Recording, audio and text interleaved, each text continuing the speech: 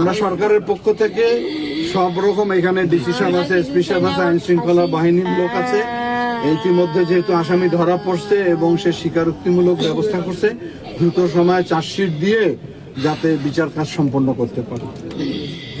মাননীয় প্রধানমন্ত্রী বিষয়টা জানে, হ্যাঁ, তাকে আমি ঘটনাটা বলেছি এবং তার নির্দেশনায় তো আমরা আসছি এবং আমাদের জেলার যেহেতু একটা বড় ধরনের ঘটনা ঘটছে সেজন্য আমরা এখানে আসছি।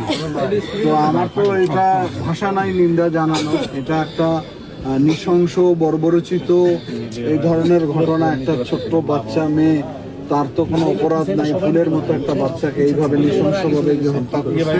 ইতিমধ্যে আসামিকে ধরা হয়েছে, হ্যাঁ, আসামি আমি যতটুকু শুনছি সে স্বীকারোক্তিও করছে। দ্রুত গতিতে বিচার আমরা সম্পন্ন করব।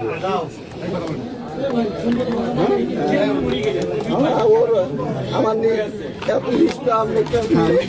অবশ্যই নিষ্পাপ। সুন্দর, আমি দেখছি, ছবি দেখছি আমি দ্রুত ওনার ফাঁসি যাই একদম। আমরা এই খবর শুনে আমরা ঢাকা থেকে, আমাদের বাজেট অধিবেশন চলতেছে, সব খেলায় আমরা চলে আসছি, তিনজনই চলে আসছি।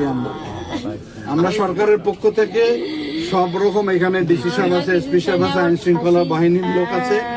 ইতিমধ্যে যেহেতু আসামি ধরা পড়ছে এবং সে স্বীকারোক্তিমূলক ব্যবস্থা করছে, দ্রুত সময়ে চার্জশিট দিয়ে যাতে বিচার কাজ সম্পন্ন করতে পারে।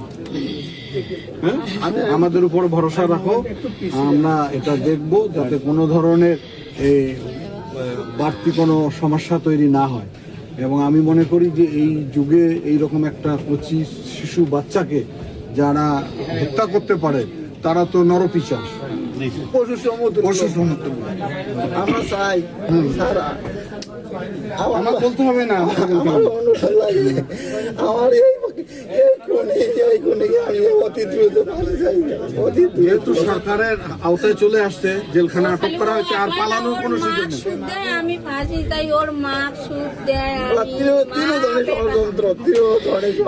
দুইজন তো ধরা পড়ছে, বাপ আর ছেলে। হ্যাঁ, ঠিক আছে, তোমরা শান্ত থাকো, তোমরা এটা নিয়ে কোনো দুশ্চিন্তা করার কোনো কারণ নাই। কারণ সরকারের সব রকম যত ধরনের সংস্থা আছে সবাই এখানে কাজ করতেছে এবং সরকারের পক্ষে আমরা এই যে বললাম না, এই জেলার 3 জন এমপি, আমরা 3 জনই চলে আসছি। কালকে প্রধানমন্ত্রী বলছে যে সংসদ পরে আগে আপনারা ওই পরিবারের কাছে যান। আমরা আমাদের বাজেট অধিবেশন ফেলায় আমরা আপনাদের কাছে আসছি। আমি নিজেও আসছি, যে আপনাদের এমপিও আসছে, আমাদের পাটগ্রাম এমপি সাহেবও আসছে, সবাই একটু আগে বললাম ডিসি সাহেব আসছে, এসপি সাহেব, সবাই আমরা আসছি। সবাই আছে, তুমি কোনো করো না, চিন্তা করো না, আল্লাহর বিচার হবে এবং দৃষ্টান্তমূলক শাস্তি, যেটা সর্বোচ্চ শাস্তি সেটাই হবে।